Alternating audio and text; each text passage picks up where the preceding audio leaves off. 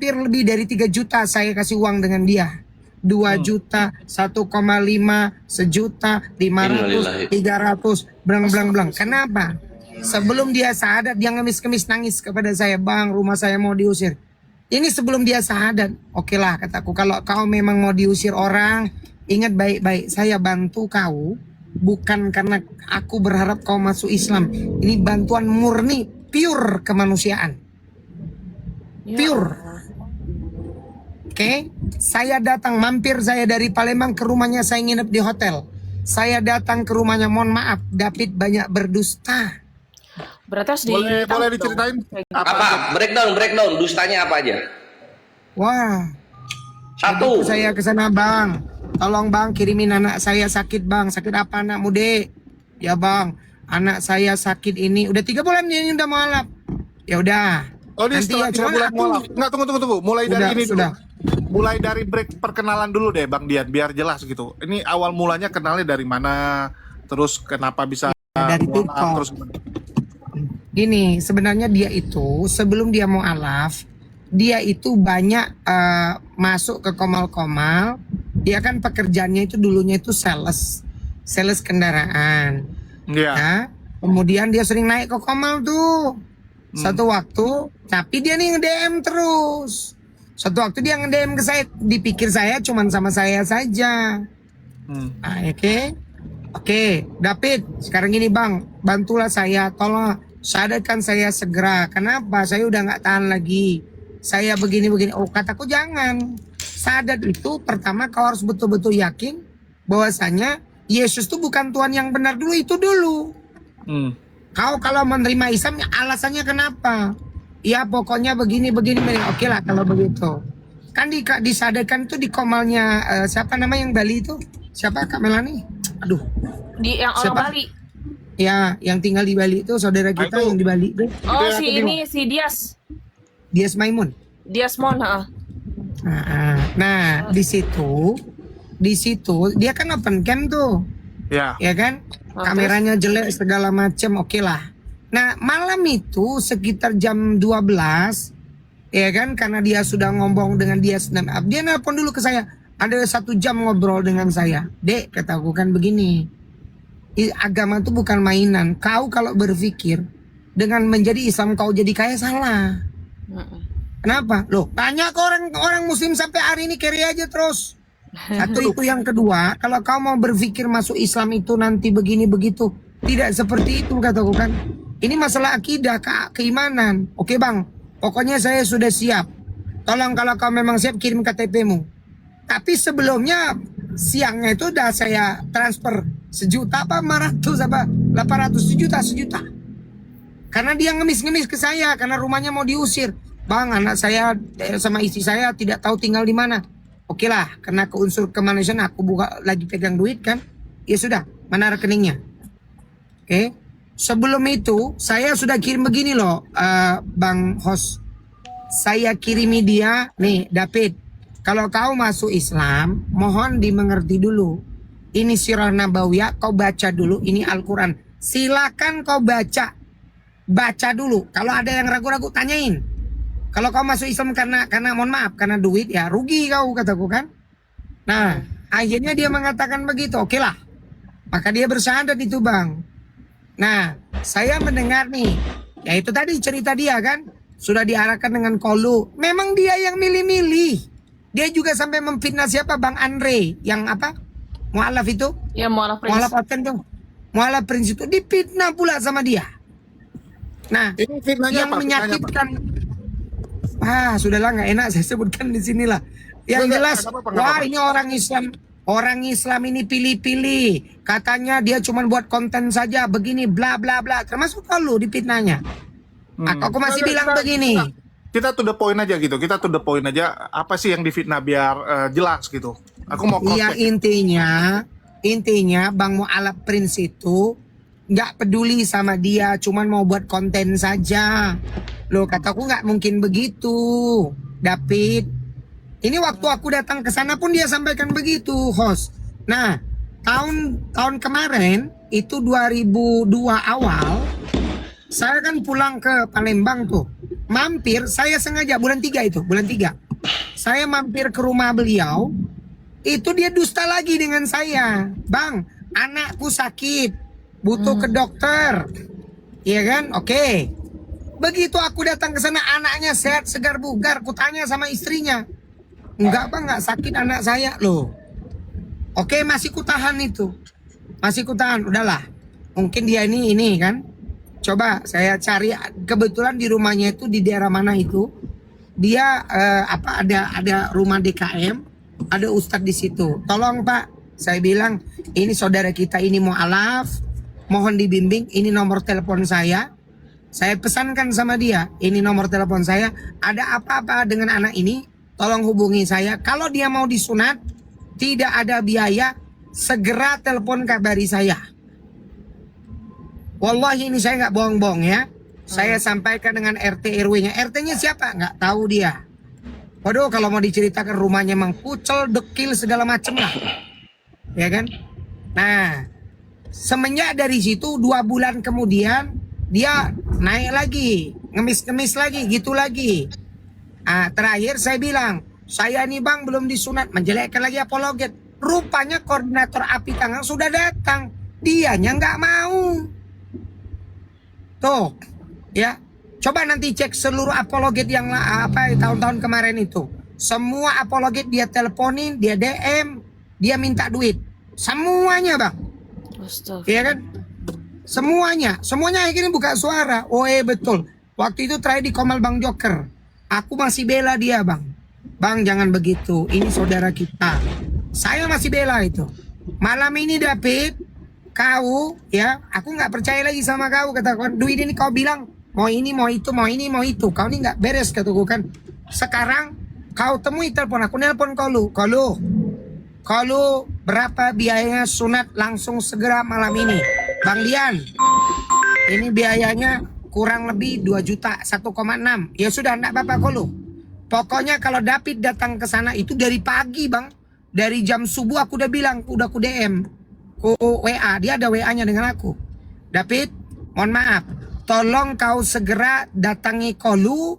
Kau tunjuk di mana sunatnya, berapa biayanya. Kau jangan pikirkan saya transfer. Iya, bikin alasan terus sampai terakhir jam 7 jam 8 malam saya telepon. Ini Dapinya nggak datang-datang Bang Dian. Saya udah tungguin, saya sudah cari, saya tanya-tanya dokter, tidak ada rupanya. Dapinya memang tidak sungguh-sungguh. Jadi kalau dia ini abangku, mohon maaf ya, memang cuma modus, afan modus saja. Bukan niat dia mau masuk Islam. Ya. Terus hostnya kena rugi berapa sama dia?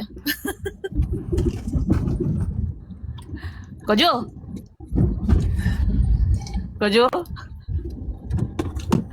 Enggak cuma Kojol, enggak cuma Bang Dian, banyak yang udah bantu dia, banyak. Dia aja. Banyak yang udah bantuin. Nggak apa-apa, itu bagi kita. Saya sampai bilang begini suaraku loh, hilang. Host. Nggak, gara-gara ditelepon sama si Akang nih, barusan ditelepon. Ya jadi gini, aku cuma mau cross check karena ada beberapa hal yang istilahnya ya kita dengar dari segala pihak ya. Kita dengar dari segala pihak supaya clear, supaya jelas. Kalau versinya dia kemarin itu dia bilang karena mau sunat gunting, jadi dia ketakutan. Itu yang pertama. Terus yang kedua dia kasih lihat chattingan sama ini pengurus DKM-nya ya, takmil masjidnya gitu. Cuman agak dibola-bolain. Terus yang ketiga kalau sama Bang Andre memang datang ke situ buat konten ya, ada videonya di tempat Bang Andre. Terus ada beberapa hal lah yang tidak sesuai gitu menurut dia gitu kan. Istilahnya tidak sesuai dengan yang disampaikan. Oke, kita dengerin aja tuh. Itulah di sini kan kesempatan yang bagus untuk kita cross check. Dan dia juga sampai kemarin juga bilang dia waktu dia kembali ke Kristen dia kabari Bang Dian sama Andre lah. Pokoknya semua orang dikabari, betul nggak? Enggak. Nah, jadi tahu dia kembali ke Kristen dari siapa nih Bang Dian? Oh, dia naik ke Komal Kristen kok. Komal Muslim, debat Muslim kok. Oh, dia itu dari situ. Dia itu host. Kalau ketemu dengan saya, kalau tahu saya typing di bawah, pasti dia langsung mute. Kalau apalagi saya naik ke atas langsung dia turun. Pasti dia turun. Makanya saya bilang, David, kau itu jangan mempermainkan dirimu sendiri. Loh, saya sampai bilang, Dek, saya panggil Dek dia tuh bang. Ya kenapa? Karena saya merasa bagaimana lah. Tapi mohon maaf, setelah saya selidiki dia ini memang mohon maaf. Dia Bang Ardiansa tuh tahu. Memang nomor telepon dia itu ada di, mohon maaf ya, di pencarian tuh apa namanya? Di aplikasi, aduh aku lupa. Untuk ngecek nomor-nomor itu nomor. Ya, simpan nomor-nomor itu. Ya. Itu nomor dia itu terindikasi penipuan kemana-mana. Jadi nomor telepon WA dia itu. Iya, betul. Saya juga cek betul. Memang dia modus bang. Saya lihat, mohon maaf nih. Mohon maaf, nih anak pemalas. Kenapa? Oh, aku ke rumahnya bang. Saya ini ke rumahnya langsung, datang ke rumahnya, penasaran nih. Wallahi, saya berpikir dalam hati, ini saudaraku, siapa tahu nggak ada yang urus. Ya, ini, ya Allah, saya berpikir kalau nggak ada yang ngurus dia gimana gitu loh. Ya, dia ini banyak bohongnya bang. Cek. Karena sampai banyak betul. Ya. Istrinya juga sama tukang modus itu bang. Aduh. Istrinya 11. Tukang modus Ya juga. pantas saja dijodohin sama dia. Ini gimana? Istrinya 11-12. Istrinya 11, memang ada nipuin Bang Dian gimana? Boleh dijelasin? Loh, iya kedapatan bang. Ini David begini, David begitu. Di cross check sama David nggak ada. Oh. Jadi kalau aku ini ngomong aku nggak datang ke rumahnya, oke lah. Ya kalau nggak datang ke rumahnya, aku datang. Izin Bang Dian. Ini Josel siapa nih? Siapa? Josel itu. Halo, assalamualaikum semuanya. Waalaikumsalam warahmatullahi wabarakatuh. Bunda Josel. Bunda Josel bukannya kenal kan kok Jo? Iya, nggak, aku bingung ini. Nggak kenal. Nggak, kok tumben muncul gitu. Ada apa? Oh, tiba-tiba muncul. Iya, udah lama kan. Iya. Sudah datang. Nah. Alhamdulillah. Alhamdulillah. Hah? Ternyata masih ada. Gimana? Sehat. Sel. Oh, Yang salah ini itu kan yang Julius kita Sel ya. sudah- Nggak naik Komal Sel ya. Kita sering ketemu ya, Sel ya. Iya. Dia aja yang jarang. Loh, Koras juga bilang lu hilang soalnya. Iya, nggak pernah ini. Aku kan lagi fokus berobat ini kan terus ya. Jadi Oh, iya. masih terus. Cuman ini alhamdulillah udah mulai udah baik kan ya, mulai pemulihan ini mau ke ini lagi, mau keluar lagi. Sakit apa? Maksudnya Sakit apa? Hah? Cancer nasofaring. Mau tahu obatnya? Saya penderita GERD parah ini. Iya, apa itu? Obatnya gimana? Nanti di DM saja kita beli di Shopee namanya Gastro. Harganya agak mahal tapi bagus. Boleh. Saya penderita parah. Saya sudah sampai TB2 ini, TBC. Bukan bukan. Sampai punya penyakit hati, apa namanya? Aduh, hepatitis. Karena kalau yang namanya GERD kalau tidak diindahkan sampai pada level udah parah sekali seperti saya itu sudah nanti kena ke infeksi hati. Cari di Shopee Gastro.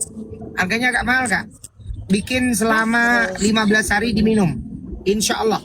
Iya, Insya ikhtiar Allah. aja Bunda. Ikhtiar aja Herbal cukup. itu herbal. Saya ini udah bosen minum yang namanya yang obat-obat dari dokter itu, tapi masih saya minum juga karena memang saya udah parah sekali gitu loh. Tapi kalau Bunda belum parah, saya sarankan minum Gastro pagi 2, sore 2 sesudah makan. Insya Allah.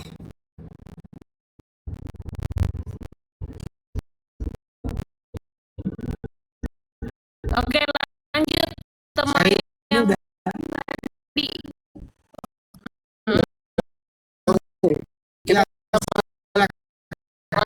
tadi. Kita balik lagi gitu. Ya, mungkin dari Bang Hilman Faiz. Ya, assalamualaikum buat yang baru join. Ada yang mau disampaikan Bang Hilman Voice mengenai kembali murtadnya si David ini ya? Ya, Assalamualaikum warahmatullahi wabarakatuh. Waalaikumsalam warahmatullahi wabarakatuh. Ini cerita tentang David ya bang ya? Semuanya. Iya. Kita sama-sama mualaf sama dia. Kalau nggak salah saya seminggu. Dia kalau nggak salah saya seminggu dulu masuk Islam baru dia gitu. Oh, Bang Hilman ini mualaf juga? Saya mualaf sudah setahun bang. Masya Allah. Alhamdulillah, semoga istiqomah ya bang. Terima kasih. Ini congratulations. Terima kasih. Ya lanjut.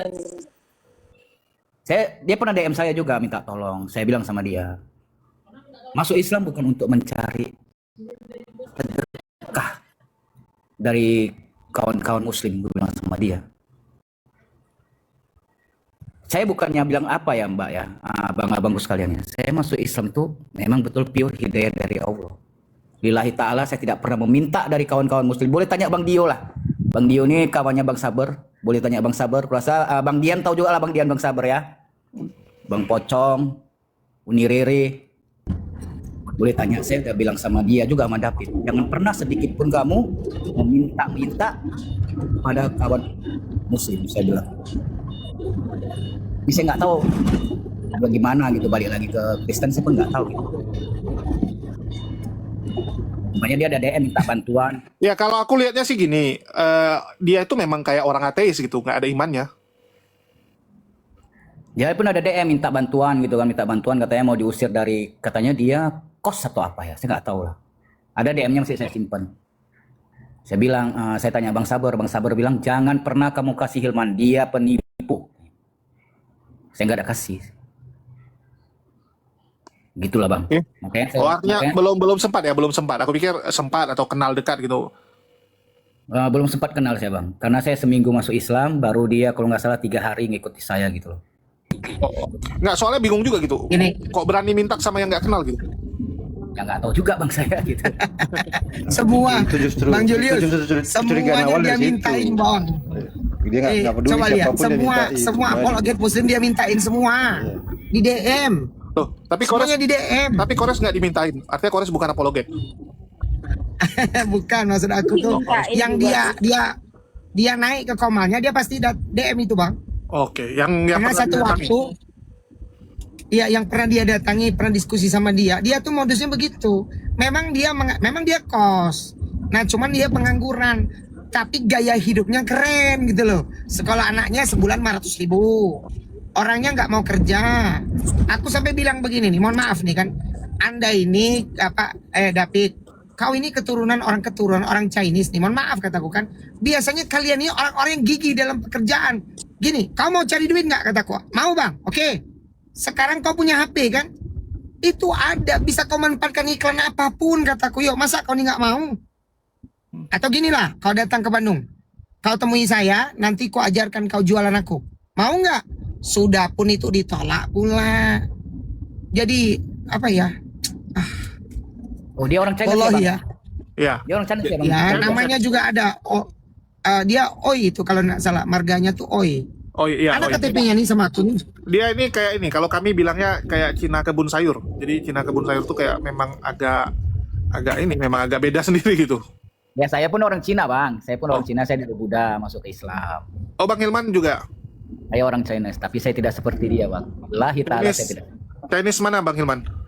Medan bang, Medan. Loh, kok Medan lah? Ini Eho kong Hokkien wal? Iyalah. Usil. Oke. Keluarlah bahasa kerajaan. Mantap. Bawa pun kami ya dari Medan. Oh, Medan. Lu ulang pakai bahasa Cina, talang hati ya. Wah. Apalagi Assalamualaikum Stadio. Waalaikumsalam warahmatullahi wabarakatuh. Oh, assalamualaikum. Enggak, gini loh. Ya, waalaikumsalam Kak. Gini loh, supaya Kojul Kojulnya juga jangan dianggap gini loh. Memang betul banyak muslim itu kadang-kadang dia api, tapi yakinkah? Jangankan begitu kita muslim ini gitu loh ya. Kalau mendengar ada saudara kita tiba-tiba terhalangi, tiba-tiba dalam pikiran saya sampai gini loh kok. Saya tuh berangkat ke Palembang David, kau tuh gimana? Udah sunat atau belum? jauh-jauh hari, David, aku mau ke rumah kau. Kau ini gimana, udah sunat atau belum? Belum loh, apa halanganmu, Dek? Ya begini, ya begitu. Coba kata Puan begini aja. Kau temuilah. Tapi memang dia nggak ada niat baik gitu loh. Dikit nelpon minta duit, dikit nelpon duit. Aku kalau lagi ada aku kirim kadang 200, minta dia kadang 300. Ya banyak sih kalau mau dihitung-hitung kan. Termasuk yang terakhir itu aku bilang begini. Karena aku udah kecewa, kata begini lah. Wallahi coba naikkan Kolu. Kalau saya bohong tanya Kolu ya. Aziz, aku ngobrol Aziz. sama Kolu lumayan lama. Aku telepon Kolu. aku Coba tanya sama dia, betul nggak Dian Pratama nelpon dia? Kok, mohon maaf. Di mana tempat sunat yang kira-kira gini? Berapa biaya? Dipikir aku 800, rupanya 1,6. Ya sudah kok, saya membiayainya. Nih, saya siapkan. Tapi dengan syarat kataku, saya transfer sama Koko. Begitu dia bilang, oke, menemui Koko, malam ini juga, detik ini juga saya transfer. Wallahi saya ngomong begini. Bang Dian, ini si Kores belum sunat loh. Nggak mau dibayarin sunatnya. Beliau belum sunat hati. Lanjut silakan. Jadi mungkin Sunat dari hati ala Roh Kudus, Roh Kardus. Lanjut. Ustaz dia ada yang mau disampaikan Ustaz. Ya, aku sih cuman ingatkan buat teman-teman mualaf aja. Intinya semoga mereka ini istiqomah, kita juga istiqomah, dan perlu dipahami juga bahwa agama Islam itu bukan untuk main-main, dan nggak ada tandingannya kalau mau dihitung dengan harta duniawi yang sebanyak orang yang belakangan ini kita lihat memang ada modus-modus ke situ. Tapi kalau dia pelajari Islam dengan baik, insya Allah dia nggak akan ke situ, karena iman itu nggak bisa dibeli dengan dunia dan seisinya. Nah, tapi kalau umpamanya sudah terjadi, ya udah. Allah Subhanahu wa taala berfirman, "Wa man kafara fala yahzunka kufruh. Ilaina marji'ukum fanunabbi'uhum bima 'amilu. Innallaha 'alimun bidzatis sudur." Barang siapa yang kafir, maka jangan kalian sedih atas kekufurannya. Kepada kamilah kalian semua akan dikembalikan, dan pasti kami akan kabarkan kepada kalian apa yang mereka telah amalkan. Sesungguhnya Allah Subhanahu wa taala itu Maha mengetahui apa yang ada dalam dada. Juga firman Allah Subhanahu wa taala, "Faman kafara fa alaihi kufruh." Barang siapa yang kafir, maka kekafiran itu akan kembali padanya sendiri, pada dirinya sendiri. Wala yazidul kafirina kufruhum 'inda rabbihim illa maqta. Dan kekafiran itu tidak menambahkan bagi orang-orang kafir di sisi Tuhannya kecuali hanya kebencian, kemurkaan Tuhannya. Wala yazidul kafirina kufruhum illa khasara. Dan kekafiran orang-orang yang kafir itu tidak menambahkan untuk mereka melainkan kerugian belaka. Jadi siapa yang kafir, dia sudah masuk Islam terus murtad lagi, berlaku firman Allah Subhanahu wa taala, "Wa may yartadid minkum an dinihi fayamut wa huwa kafir fa ulaika habitat a'maluhum fid dunya wal akhirah wa ulaika ashabun nari hum fiha khalidun." Barang siapa yang murtad di antara kalian dari agamanya, kemudian dia mati dalam keadaan kafir, maka mereka-mereka itulah yang terhapus seluruh amalannya di dunia dan di akhirat. Dan mereka-mereka itulah penduduk api neraka, dan mereka kekal dalam neraka itu selama-lamanya. Ya, mau gimana lagi? Qadarullah wa masyafa'al. Jadikan pelajaran teman-teman. Kita berdoa semoga Allah berikan istiqomah untuk kita semua, ya, baik yang mu'alaf atau yang memang muslim dari lahir, karena kita nggak tahu yang namanya hidayah itu di tangan Allah. Kita nggak tahu bagaimana akhir kesudahan kehidupan kita nggak tahu. Perbanyak amal soleh, ya, mudah-mudahan menjadi sebab kebaikan kita tetap istiqomah di atas iman dan Islam. Dari aku cuma gitu aja, Bang. Ya, jadi kita nggak tahu ya bagaimana akhir hidup kita. Jangan terlalu takabur juga dengan berpikir bahwa wah saya tetap akan taat gitu kan. Banyak orang yang nanti endingnya aneh-aneh. Ya kayak Kores kita lihat, wah luar biasa sekarang. Mana tahu akhir hidupnya malah dia yang murtad. Oke, mungkin ada tambahan lagi dari teman-teman ini kira-kira mengenai kalau ketemu mualaf-mualaf yang gini. Ada gini sebenarnya Bang Jul. Ya. Banyak kasus ya, bukan cuma David gitu ya yang kita sudah dapatkan. Tapi aku mau kasih tambahan ya. Aku ngecek di API memang sertifikat belum diterbitkan masalahnya. Iya, memang betul. Yang masalah itu selalu gini. Yang mualaf terutama yang mungkin ekonominya masalah gitu ya, merasa Iya. perlu dibantu dan selalu harus didukung, padahal nggak begitu. Kita umat Islam memang punya kewajiban untuk membantu, tapi kalau dibantu janganlah milih-milih kan gitu kan. Ikutin dulu apa yang diarahkan. Yang paling utama yang baru-baru bersahadat di TikTok ini, hindari dulu room TikTok, room diskusi. Hindari dulu. Belajar dulu. Ikuti panduan daripada yang mengarahkan. Kalau dibilang jangan dulu naik ke Komal, jangan naik ke Komal. Jangan dulu masuk ke room diskusi lagi dulu. Belajarlah tauhid dasar ya, bagaimana untuk bersuci, bagaimana untuk dasar-dasar Islam, untuk ibadah awal, sholat gitu ya. Itu dulu diikutin. Jangan selalu mau menonjolkan istilahnya mempopulerkan sebagai seorang yang mualaf. Oke. Mualaf itu Jangan bukan caper-caper lah. sesuatu. Iya, Caper-caper gitu. itu jangan memanfaatkan kemualafan seperti kata Bang Hilman ya. Sama saya juga perhatikan dulu, Josel juga begitu. Josel bukan minta bantuan zaman dulu. Kojul juga bukan minta bantuan, justru membantu orang lain. Karena hidayah itu diberikan ilmu. Ilmu digunakan untuk apa? Untuk manfaat pada orang lain, bukan diri sendiri juga. Ilmunya pelajari supaya bisa bermanfaat bagi dirimu, keluargamu, lingkunganmu, bangsa dan dunia ini gitu. Itu aja dulu utama. Tapi Bang Bejo, host, mohon maaf ya. Saya pribadi menilai ini, mohon maaf, ini lebih kepada personality si Fulan ini. Dia memang problematik. Kelihatannya, mohon maaf ya, dia memang toksik gitu. Kenapa? Loh, dia sehat kok. Di bawah saya umurnya itu masih muda. Anak cuman satu, badannya sehat. Kataku gini, kamu mau solusi gimana nih? Mau motor, mau nge-grab? Nggak apa-apa, ayo kita bantu sekarang. Nolak. Saya tuh bukan sekali dua kali tuh bagaimana caranya Pit. Dah loh. Kau main ke sini lah, ke Bandung lah kau lah. Datang ke rumahku lah. Kau nanti ku ajari nih. Loh. Mohon maaf kok. Saya tahu betul mental orang-orang Cindo ini kan. Rata-rata mereka kuat. Ya kan? Nah, semua bang, itulah aku bilang. Kalau kami Chinese pun kadang-kadang kayak ada bilangin ada Cina kebun sayur, ada Cina ini gitu. Jadi ada orang-orang udah kena apa ya? Ya banyak lah gitu. Tapi nanti rasis pula di sini. Tapi intinya gini bang. Enggak, saya memahami gini. Ini spesial dia ini. Dia nggak bisa kerja fisik kulihat, agak malas. Nah itu dia kok. Yang aku jengkel tuh gini, loh. Di mana ceritanya kita nih? Ini saya aja nih ya. Saya ini perantau, saya bilang. David, orang itu akan melihat kesungguhanmu dulu. Iya kan? Nggak mungkin orang contoh gini nih, baru kenal sama kau mentang-mentang kau mualaf. Dilihatnya kau mualaf langsung dia percayakan misalnya duit 500 juta. Ya nggak akan mungkin mau lah. Lah kita aja nggak ada yang percaya 500. Tapi ya jadi balik lagi. Dia problematik lah dia. Itu intinya. Banyak kok mualaf-mualaf yang lain jujur kok. Ya, jadi ini sekaligus juga autokoreksi bagi kita ya. Tadi ada dibilang sama Ustadz Dio juga gitu kan. Jadi memang kita nggak pungkiri ada orang-orang tertentu menjadikan agama ini kayak bahan jualan ya, bahan istilahnya mencari uang gitu.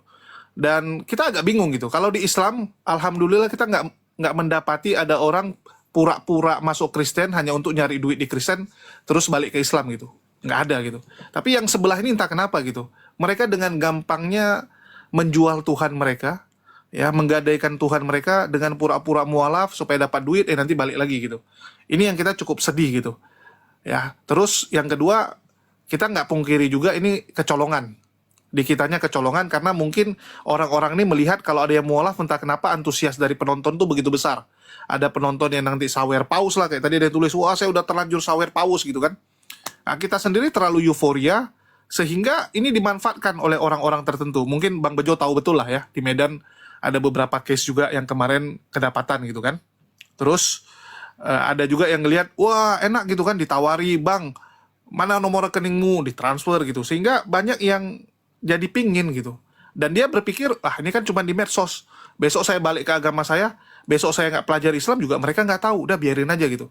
Nah, itulah kenapa ada baiknya memang yang udah mualaf di online itu diarahkan juga untuk dibimbing di masjid yang ada di sekitar rumah dia gitu. Karena minimal gini, kalau dia aneh-aneh ya salah-salah ya gawat dia ditinggal di situ kan. Otomatis dia juga akan mikir-mikir kalau buat aneh-aneh di lingkungan dia. Jadi memang harus ada yang seperti itu dan kita jangan terlalu euforia juga. Jangan terlalu euforia dengan banyaknya orang-orang yang bersyahadat gitu, apalagi secara online kan, karena kita nggak tahu. Jujur dulu aku agak kesal juga, apalagi kalau ada yang mualaf itu begitu open cam nggak pakai baju, lagi sambil tiduran, anjir lu mau mualaf kok nggak ada ininya gitu, nggak ada antusiasnya, nggak ada semangatnya gitu kan. Masa mau mualaf bang, saya mau mualaf, tapi begitu open cam lagi tiduran. Sikap apa gitu. Ya, betul nggak? Kamu menjemput hidayah, menjemput keselamatan, tapi kamu malah anggap remeh. Bukankah dari perilakumu udah mencerminkan sebenarnya seberapa penting hal ini kamu lakukan gitu. Itu sih yang kita agak sedihkan dan memang ini jadi autokoreksi bagi kita juga untuk lebih benar-benar memeriksa. Ya, dan saya lihat ada beberapa mualaf-mualaf center juga udah mulai berbenah ya supaya menghindari yang namanya mualaf ngemis. Jadi mereka kasih istilahnya tuh mualaf ngamen. Mualaf modus. Iya, mualaf ngamen. Dan kita itu ada beberapa mualaf ngamen itu yang sudah di blacklist hampir di mualaf center manapun gitu. Jadi ada sharing-sharing data, kasih tahu ya kalau ini datang hati-hati gini.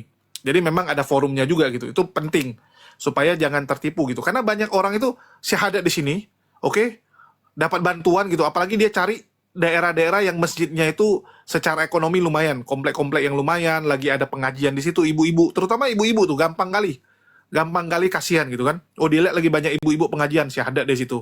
Oke, besok cari lagi masjid lain. Ini yang bahaya. Ya, ini bahaya dan memang MUI punya inisiatif ingin segera ada pendataan untuk semua mualaf supaya jangan kecolongan lagi seperti ini. Terus yang kedua, memang di kitanya sendiri juga harus harus benar-benar berbenah. Kalaupun ada mualaf yang butuh pertolongan, kita harus bantuin. Aku kemarin langsung tembakin David. Aku tahu ini orang pemalas karena aku dengar juga dari Ko Ajis gitu kan, dari teman-teman lain. Aku langsung bilang sama dia gini, ada orang ya pemalas tapi bisa menghasilkan. Kenapa? Karena dia punya skill yang lain. Karena yang namanya nyari duit itu nggak melulu harus kerja fisik. Ya. Ada juga yang berhasil nyari duit dengan cara apa? Dengan cara ngebacot. Betul nggak? Contohnya. Nah, contohnya kayak Kores gitu kan. Kores itu super malas, guys. Ini mumpung dia lagi ngurusin premier dia ya. Kores itu pemalas. Pemalasnya itu bahkan bisa dibilang seumur hidup aku baru pertama ketemu orang paling malas tuh Kores. Paling malas dia teman-teman, jujur. Cuman dia punya kelebihan di sisi lain.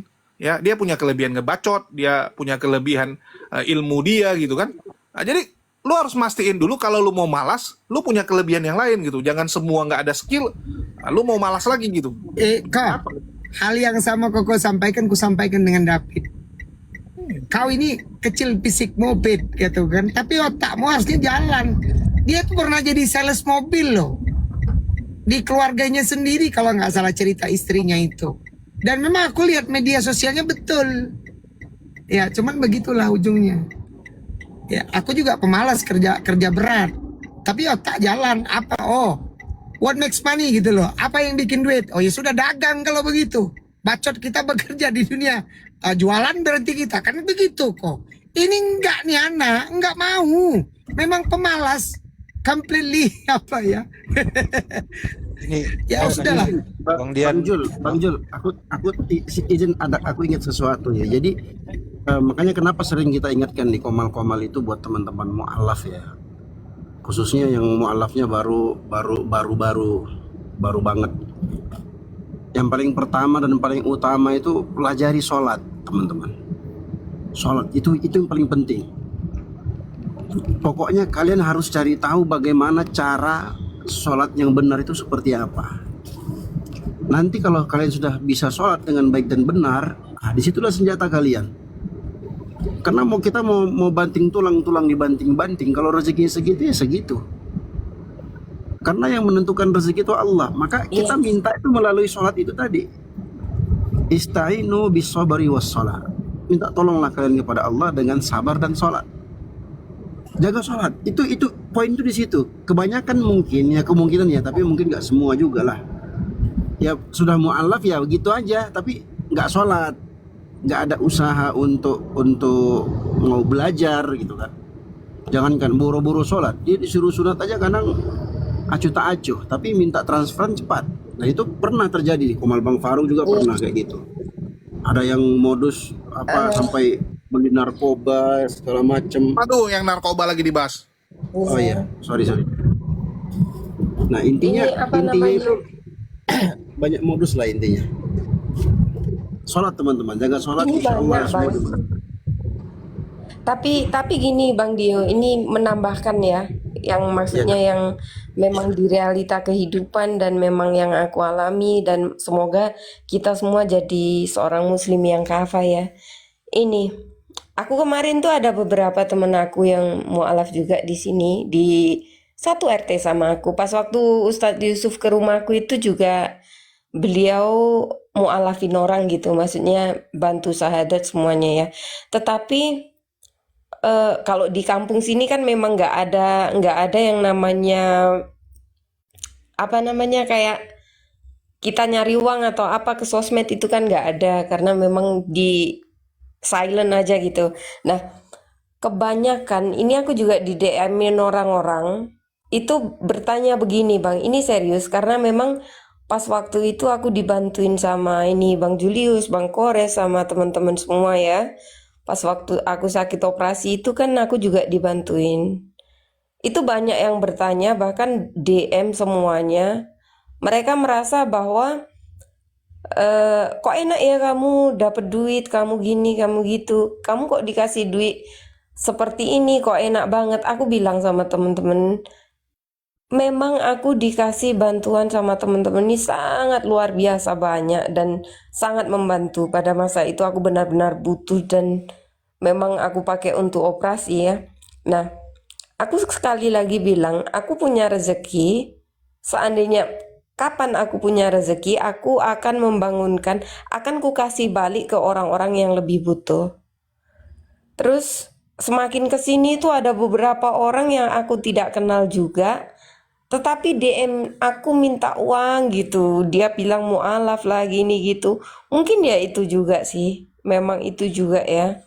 Orang-orang yang baru katanya baru mualaf gitu. Memang banyak yang DM aku untuk minta uang, bahkan yang mencaci aku juga nggak sedikit juga tentang masalah uang itu ya. Makanya aku bener-bener waktu itu aku down. Kenapa aku tutup medsos atau apapun itu? Karena memang aku fokus ke pengobatan dan juga memang fokus untuk lebih memperbaiki diri intinya, karena memang pada saat aku sakit tuh banyak fase yang memang benar-benar kulewati ya. Apalagi tentang kalau dengar apa-apa hujatan atau apa, aku takutnya semakin drop. Jadi memang menarik diri dari dunia perdebatan dan memang fokus untuk ibadah. Sebenarnya mualaf itu yang diutamakan adalah pendampingan. Termasuk aku juga ya, pendampingan dari orang yang benar-benar tahu tentang agama untuk menuntun kita lebih baik dan lebih paham Islam tuh sebenarnya seperti apa sih gitu. Jadi banyak hal yang aku pelajari dari hal-hal yang selama aku vakum dari dunia Kak, sosmed itu. bentar. Aku salah dengar apa? Butuh pendamping atau pembimbing, Kak? Coba aku salah dengar tadi. Butuh pendampingan dan juga pembimbing sih, didampingi, dibimbing. Dua-duanya. Oke. Pendamping dan Iya, pembimbing. Oke, insya Allah. Cepat sembuh, Kak, insya iya, Allah. Diberi karena kesembuhan. memang Ustaz Dio, paham aja Ustaz Dio. Hehehe. iya, iya karena memang ini Bang Dio, memang ya memang nggak mudah juga sih. Seorang mualaf itu gampang loh bilang, mualaf gitu. Sekarang bisa bisa. Oh Bang Sugi, assalamualaikum. Iya Bang Sugi, alhamdulillah ini sudah apa ya? Sudah recovery. Recovery itu apa ya? Sudah penyembuhan mulai. Udah ini baru drop juga sih ya. Still recovery.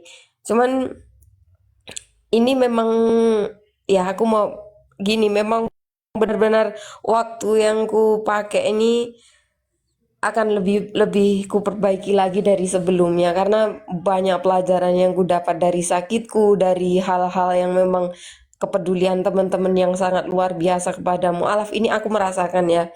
Aku tuh sampai nangis, kenapa? Karena yang merawat aku ini teman-teman yang dari jauh-jauh, Bang Dio, Bang Riki termasuk ya, Dara, Siva dan teman-teman lain yang memang temannya Bang Sugi ini, dari sahabat-sahabat Bang Sugi, dari teman-teman Opung Rambe dan semuanya, mereka itu datang ke sini untuk merawat aku. Itu sangat luar biasa, sangat Masya Allah sekali, dan aku sangat appreciate sekali.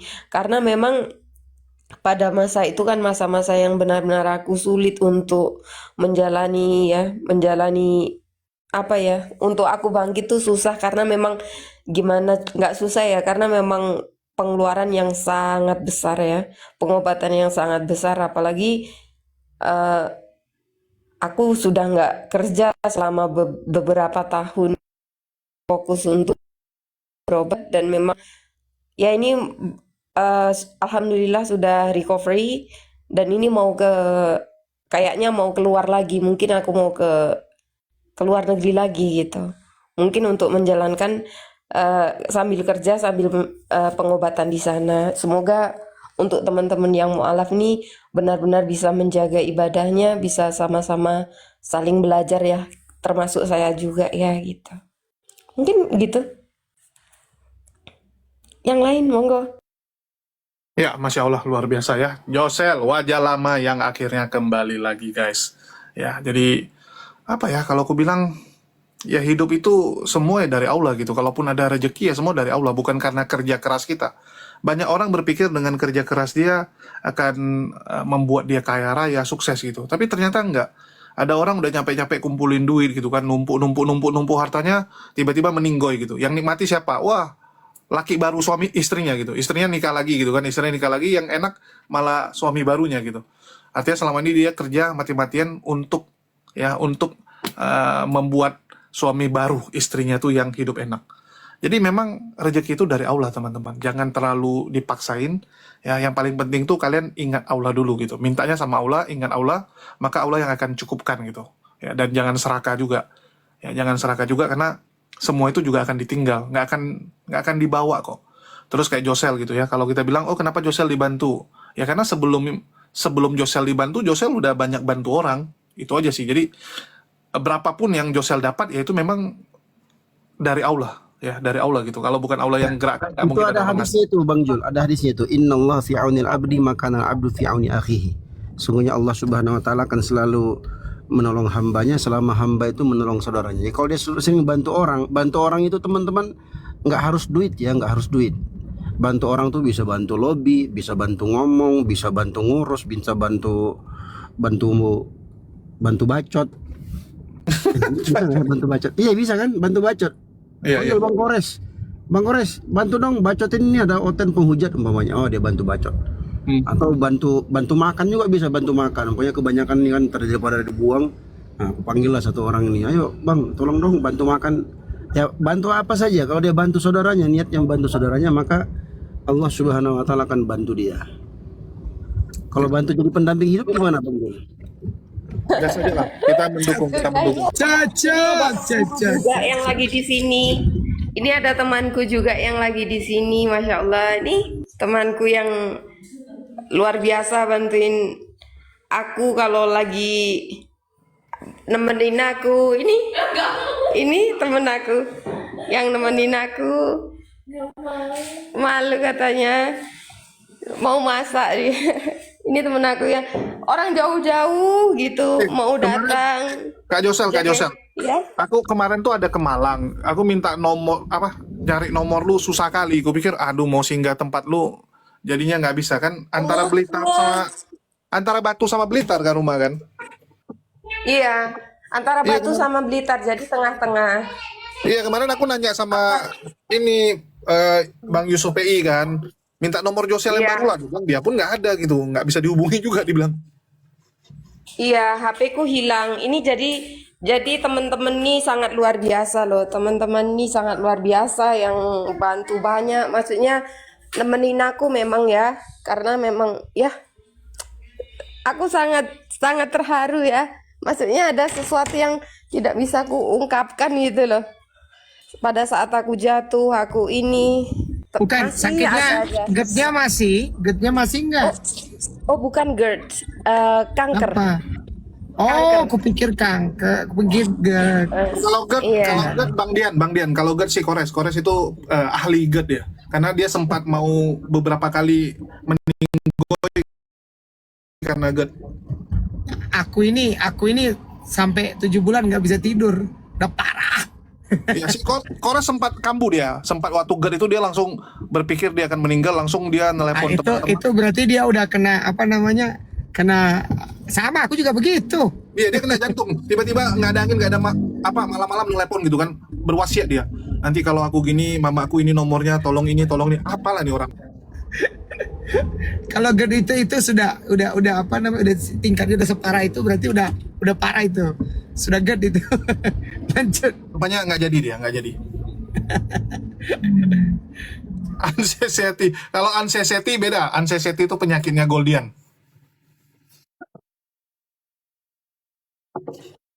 Berjuang semuanya. Aku juga lagi berjuang untuk sehat dan aku bisa kerja lagi untuk bisa nanti gantian bisa bantu teman-teman Bali ya. Ya, jadi Alhamdulillah, minta tolong. Ya, Ya. mungkin ada yang mau disampaikan dari Kak Sarah nih, menasehati mengenai mualaf-mualaf yang aneh-aneh. Oh ya itu. Silakan dari Assalamualaikum. Waalaikumsalam warahmatullahi wabarakatuh. Nasihatin apa Jul? Nasihatin diri sendiri, Iya. sendiri aja. Kak Josel, salam kenal Kak Josel. Assalamualaikum. Jangan kenal, jangan kenal sama dia, Sel. Jangan kenal. Bahaya tuh, Sarah. Hah? Apa pula ini Julis? Lu nyuruh gua ngomong, terus lu warning orang bilang gua bahaya. Salam. Emang gua bahaya? jadi- Emang gue sebahaya itu sih? Ya, jadi mungkin silakan nasihatnya dari Kak Sarah mengenai banyaknya mualaf-mualaf yang modus gitu. Karena kan apa ya, di agama mereka tuh diperbolehkan berdusta gitu. Jadi bagi mereka itu dengan berpura-pura syahadat sebenarnya ya sedang berdusta doang gitu, lagi nyari duit doang gitu. Tapi kita nggak pungkiri ya, banyak juga yang mualaf yang benar di luar sana sekali lagi. Ya itu sih Jul, gue juga nggak ngerti ya. Tapi dari pengalaman Ai dari 2003 kan di Irena Center itu kan banyak ya maksudnya mualaf. Ada juga yang pendeta memang benar-benar benar-benar meninggalkan semua dan dia di Bekasi waktu itu ya, karena Umi Irena waktu itu di Bekasi kan. Jadi meninggalkan semua terus mau menjadi tukang kayu, mau ini benar-benar mencari kebenaran, tapi ada juga yang modus, banyak yang oknum banyak dan itu sebenarnya kita udah feeling juga gitu, udah ada tanda-tandanya yang mau niat mau nipu gitu kan. Sebenarnya kan kita udah kelihatan dikasih sama Allah biasanya kan signal-signal seperti itu gitu loh. Banyak kan yang kayak gitu. Nasehatnya ya cukup nasehatin diri sendirilah. Beradab itu lebih baik. Maksudnya kita tuh punya adab, kita punya ilmu bagus gitu kan. Terus kalau misalkan mau mualaf niatnya untuk nipu, bongkar. Berapa lama bisa nutupin kebohongan? Sebulan, 2 bulan, setahun, 2 tahun, berapa lama? Pasti akan kebongkar juga gitu. Sesempurna-sempurnanya bangsat ya pasti ketahuan juga. Itu aja sih. Jadi Allah Maha melihat, Allah Maha mengetahui, Allah Maha mendengar semuanya. Menutupi kebohongan pasti akan ketahuan. Oke, kita kembali ke Kores. Ya, silakan, udah hidup lagi dia. Mungkin aku sedikit ya, Bang Jul. Sebenarnya itu tak tunggu di sini. Di sini tuh ada cerita yang sangat heboh sekali. Kan tempat kakakku ini kan gereja ya, dijadikan gereja sekarang ya. Kok bisa? Rumah kakak, iya, jadi gereja. Di sini tuh ada cerita heboh yang sangat luar biasa. Pak Pendeta mau dijual nggak? Mau dijual nggak rumahnya? Kan udah dibikin gereja. Oh, pikir mau dijual. Oke. Lanjut. Udah dibikin gereja. Ini apa namanya? Di sini tuh ada cerita yang pada waktu itu aku tuh mau ngajak temen-temen tuh datang gitu, maksudnya ke tempat anaknya itu buat bantuin si ini anak. Ada bapak pendeta yang memang datang ke sini tuh biasanya ngasih sembako orang-orang untuk ikut ke gereja gitu.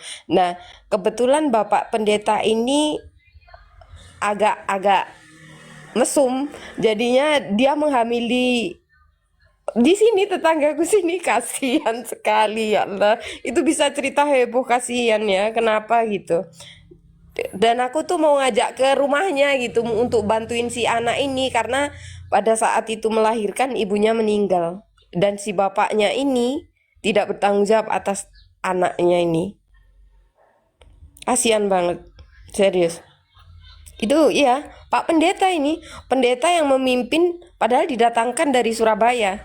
Jadinya tinggal di rumah sini karena di rumah sini banyak warga yang marah karena si menghamili si anak polos ini tadi. Masih perawan ya ini. Yang gara-gara direkrut jadi itu untuk ibadah gitu, tapi dihamilin. Ya semoga kasihan ini butuh banget apa ya? Banyak kayak ini loh, mereka itu bawa sembako datang ke rumah-rumah gitu, apalagi orang yang benar-benar tidak mampu itu ya, itu akan dijadikan bahan mereka untuk mengajak merekrut untuk masuk ke agama mereka gitu. Ini sangat-sangat luar biasa, ini aneh gitu loh, maksudnya memang ada seperti itu di tempatku. Seperti itu sempat aku bawa si Mbak Siva sama si Dara itu ketemu pada waktu itu aku bedah rumah di satu RT lah dari tempatku, tapi kebetulan teman-teman tuh datang ke sini jadi aku ajak ke lokasi. Itu memang mereka itu menawarkan untuk ayolah ini kita ikut atas nama gereja gitu. Tapi sebenarnya ini ngeri loh. Kalau orang yang benar-benar butuh uang untuk memaksa mereka untuk masuk ke kayak murtad atau gimana, itu memang banyak seperti itu. Dan Ya, daerah lu memang banyak sih, daerah Malang situ. Kemarin kan aku banyak. dari situ memang lumayan aktif lah. Jadi Jawa Timur itu kan sentral pemurtatan itu ada di wilayah Malang ya. Dari Malang Selatan sampai Kabupaten Malangnya juga. Terus juga kalau Betul. kalau di tempat lu memang ini karena daerah gunung ya. Entah kenapa Oten-Oten ini suka gunung. Dan karena memang di sini tuh untuk area pariwisata ya. Jadi orang-orang tuh kayak hidupnya itu oh ya udahlah manut gitu loh, tau nggak sih? Apalagi apalagi Islam ini terus terang ya. Maksudnya aku jujur aja ya. Islam ini masuk ke daerahku ini kan belum lama ya. Maksudnya mungkin berkisaran antara 10 atau 15 tahun, inilah belum ada 15 tahun.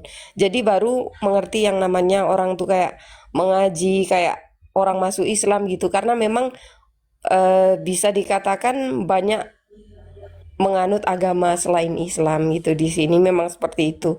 Jadi mereka menggeret tuh kayak mudah gitu loh. Aku nggak tahu juga, aku bingung juga kenapa bisa seperti itu. Sempat juga yang neneknya si anak yang punya bayi ini sampai tidak dimandikan Islam karena apa? Karena dia menganut Kristen dan orang Kristen dilepas tangan. Banyak sekali loh di sini, benar seperti itu. Jadinya kayak pemurtadan mengajak gitu loh. Makanya aku pernah bilang sama teman-teman, apabila memang ada ustadz yang benar-benar mau kayak jadi musafir atau gimana, bisa tinggal di rumahku, di tempatku. Aku ada rumah ya, maksudnya aku ada rumah kosong yang bisa ditempati untuk bisa mengajar ngaji untuk edukasi agama. Kalau memang ada yang benar-benar mau mendedikasikan hidup mereka untuk agama gitu. Memang setiap Untuk daerah tuh teman-teman yang ada daerah pemurtatan yang lumayan kencang ya, terutama makin pelosok kayak di Jawa Barat daerah Cianjur, terus Jawa Tengah itu daerah Salatiga ya, terus gunung-gunung apa tuh di daerah pegunungan di sekitar Salatiga sampai ke Solo ya, dari Semarang ke Solo lah. Kembar. Ya. Terus di Jawa Timur juga banyak teman-teman. Bahkan di Bromo itu juga aktif mereka melakukan penginjilan, di Malang juga. Bahkan yang cukup sedih itu memang kita tuh kurang orang di lapangan ya. Ambil contoh waktu kemarin saya sama Kores ke Bromo. Di situ Karena Julius pemalas orangnya, makanya kurang orang. ya. Jadi begitu kami sampai di Malang itu di Malang pula, di Bromo ya, di kaki Gunung Tenggernya. Tengger ya namanya ya, di bawah kaki Tengger itu kan banyak desa-desa. Itu banyak misionaris di situ. Dan misionarisnya orang-orang kaya gitu. Jadi disuruh datang, dikasih makan dan ada pekerjaan. Sedangkan yang muslim ya itu baru ustadz ya dikirim kemarin sama Habib Taufik ya, Res ya. muridnya Habib Taufik ya, ditaruh situ. Itu pun Iya betul, muridnya Habib Taufik di sana. ya ditaruh. Dedikasi loh, bertahun-tahun di sana, mantap. Iya. Kita kan Jadi rumahnya lucu, rumah-rumah orang yang di gunung itu, Ikhwan. Di dapurnya itu dia ada tungku pembakaran supaya anget. ya. Lucu. Jadi begitu masuk dalam udah kena asap dan Bang Jul. tunggu kena asap rokok lagi, pening kepalaku. Bang Jul itu di daerah mana tuh ke Kak Josel tuh? Siapa tahu nanti aku bisa koordinasi sama Malang. Antara Malang sama Malang. Blitar. Di gunungnya dia. Nah, soalnya kawan-kawan kita dari teman-teman asatizah itu selalu buat acara di Malang Batu. Iya, di Malang Yang itu dekat nanti ke sini dekat itu aja. 1 jam lagi. Oh dekat ya? Dekat. Oke Jadi oke 1 oke. jam lagi sampai. Coba Nanti coba. bisa Iya, nanti koordinasi, bisa telepon saya. Kan kebetulan ini saya mau berangkat Iya, ke iya, Kak. Makau ya. Mungkin dalam waktu dekat ini saya mau berangkat ke Makau. Nanti kan kalau saya Ya, ke aman itu. luar negeri, di sini kosong otomatis rumah. Nanti bisa ditempatin lah intinya. Wih, Ya, mantap. nanti bisa koordinasi aja Kak. Insya Allah kalau untuk orang yang ingin mendedikasikan umurnya atau waktunya, insya Allah ada banyak. Wah. Nanti kita bisa gilir, kita bisa buatkan program juga. Kebetulan ya aku dulu pernah ke Batu itu, makanya ini Malang mana nih, daerah dingin puncak. Wah ini kayaknya karena pernah ke sana di Batu aku dulunya itu ikut daurah itu, dan itu tiap tahun itu di Batu, tiap tahun Kak. Iya bang, kesini ya bang. Nanti kalau ini langsung bisa calling saya kasih nomor. Jadi nanti bisa langsung ke rumah gitu. Jadi bisa saya tunjukkan di mana gitu. Nanti supaya bisa membimbing. Ini untuk yang benar-benar mau Iya. menyerahkan Paham. hidupnya untuk agama ya. Gitu Iya paham. intinya. Nanti kita Iya betul. bisa programkan itu ya kan, baik itu ustadz yang masih lajang, yang baru fresh graduate ya, atau yang sudah berkeluarga juga, mungkin kita siapin apa segala macam.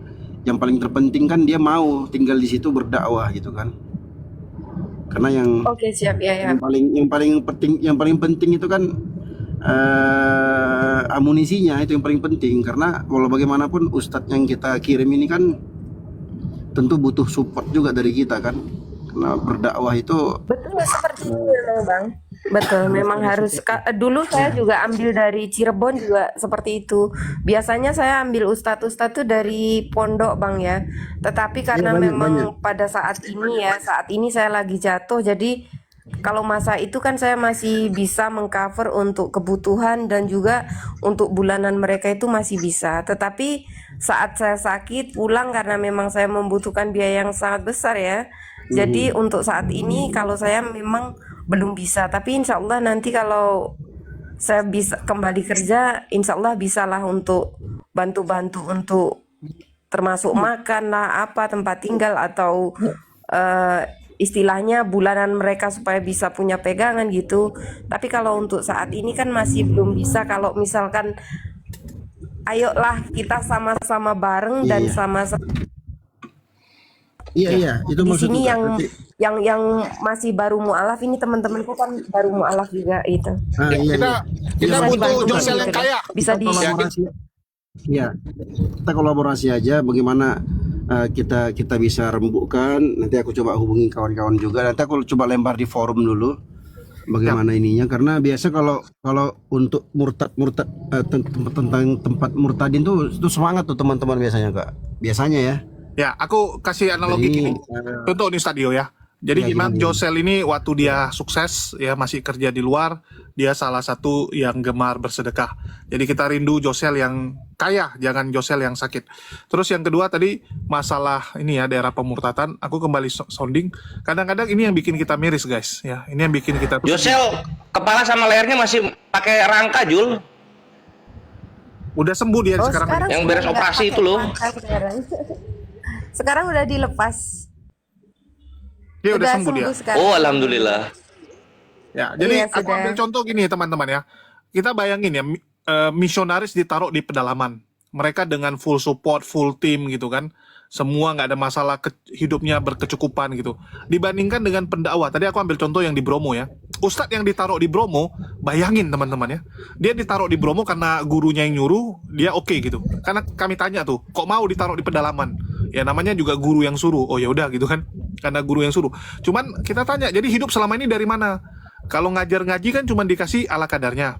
Jadi dia itu hidup dari ini bekebun ya. Terus kita tanya ini tuh penghasilan kebun berapa kira-kira gitu kan? Datang si Kores, semangat dia. Begitu dengar dapat dari kebun 10 juta ya, Res ya. 9 juta 10 juta ya. Jadi Kores bilang, "Wih, mantap juga 10 juta." 15 juta sekali panen itu 15 juta. Ya. Gua kira panennya per bulan, taunya per berapa bulan baru panen, kasihan loh. Iya, jadi Kores pertama dengar, banyak gitu kan, 15 juta gitu kan. Ya, habis itu aku bilang sama Kores, lu tanya dulu berapa lama? Oh, berapa lama? Ya 4 bulan sekali gitu kan. 4 bulan belum gagal panen. Itu belum kurangi modal lagi ya. Belum kurangi modal. Jadi kalau dihitung-hitung ya nggak banyak. Awalnya si Kores sudah semangat gitu kan. Kalau 15 juta boleh juga dia pindah ke sana mau berkebun dia. Rupanya cuma dapat 15 juta. Julius kan suka tanaman. Jadi gue kongsi sama Julius yang nanam, gue yang angkutnya pakai truk. Jadi seperti itu guys. Jadi sedih gitu. Hidupnya juga rumahnya tuh udahlah, kalau pokoknya rumahnya tuh kalau Kores disuruh tidur situ nggak mau dia. Jadi memang Tapi ini loh apa ya, berbahaya loh jalannya loh itu tuh dia setapak ya. Terus truk-truk itu pada kesana loh. Kok berani mati semua itu supir truknya? Loh memang jalurnya udah kan ngambil Kiri kanannya itu Ikhwan ya, itu rumah tuh ya. Udah jalannya rusak, cuma bisa semobil, dipaksain truk masuk ke sana bolak-balik nggak tahu ngapain. Itu kiri kanannya tuh apa namanya, lembah ya, macam jurang lah gitulah. Buset, gue bilang, gue di sana aja di dalam hati sholawatan terus waktu naik sama turun, apalagi naik metik. Jadi waktu naik metik tuh kita sempat berhenti dulu, sopirnya berhenti dulu. Oh, kenapa berhenti bang? Iya ini cakramnya panas supaya nggak jalan ke Melabo dulu blub-blub Bang gitu. Julius. Iya si Kores ini lemah dia. Jadi maklum aku.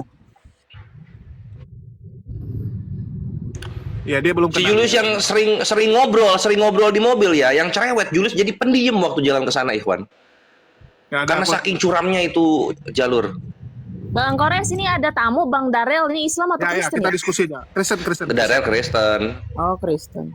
Oke, Sambut mungkin dulu, selamat sore Bang Darel. Oke. Mana ya? Silakan, Ada silakan. kakak Melani ini emang hobi yang debat mualaf ya. Kakak yang mualaf ini kayak mana nih? Sedang sakit ya kakak? ya lagi sakit ya, doain dalam nama Yesus bisa sembuh nggak? Oh ya, cepat sembuh lah ya, dalam nama Yesus sembuh lah kakak ya. Nggak apa-apa, kalaupun kau mualaf kakak nggak apa-apanya itu. Waduh. Nggak usah lah. Oh ya, Mualaf. semuanya saya pamit dulu ya, sebentar lagi di sini soalnya waktunya wajib dan aku juga ditemenin temenku ini nggak enak kalau aku tinggal ngobrol soalnya Waktunya wajib atau waktunya maghrib?